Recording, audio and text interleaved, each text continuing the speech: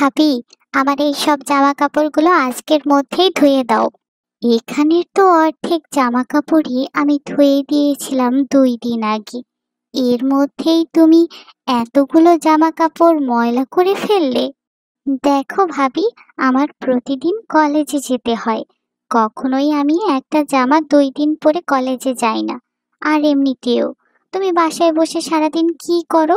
তুমি তো তেমন কোনো কাজও করো না। এখন আমার এই জামা কাপড়গুলো ধুয়ে দাও। হ্যাঁ, কি হয়েছে রে? এত কথা কিসের? দেখো না মা, আমি ভাবিকে এই জামা কাপড়গুলো ধুয়ে দিতে বলেছিলাম, আর ভাবি আমাকে সেই নিয়ে অনেক রাগ করছে। না মা, আমি ওকে রাগ করিনি।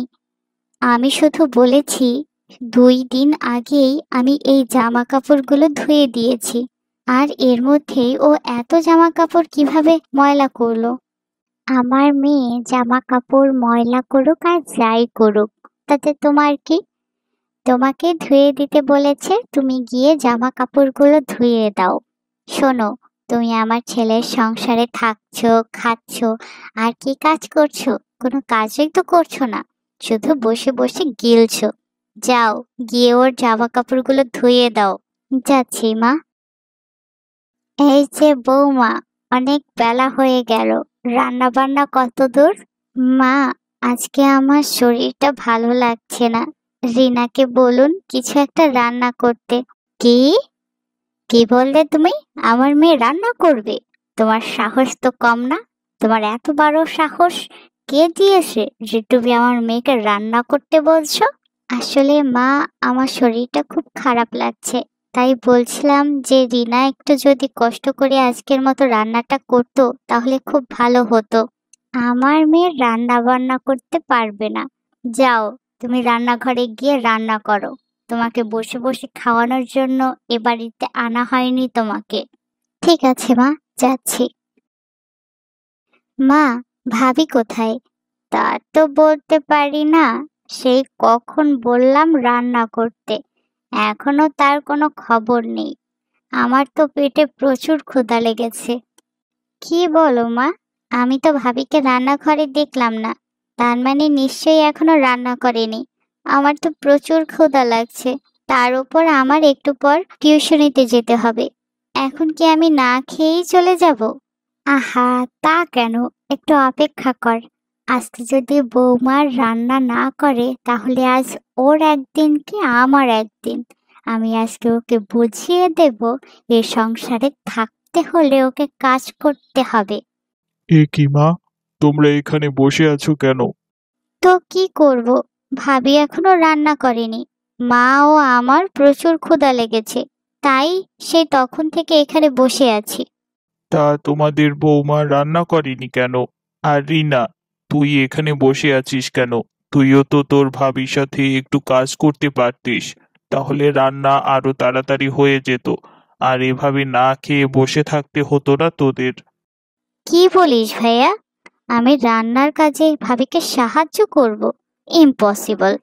আমি এসব কাজ করতে পারি না, আর আমি করতে পারবোও না। আর তাছাড়া ঘরের কাজ যদি আমাকেই করতে হয় তাহলে ভাবিকে রাখা হয়েছে কেন?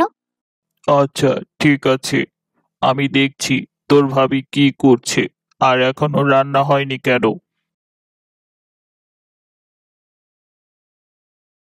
মিনা, এই মিনা, আরে ওর গায়ে তো ভীষণ জ্বর।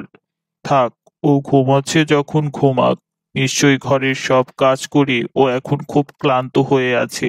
যাই, আমি সবার জন্য রান্নাটা করে ফেলি। হে কি, তুমি চলে এসেছো?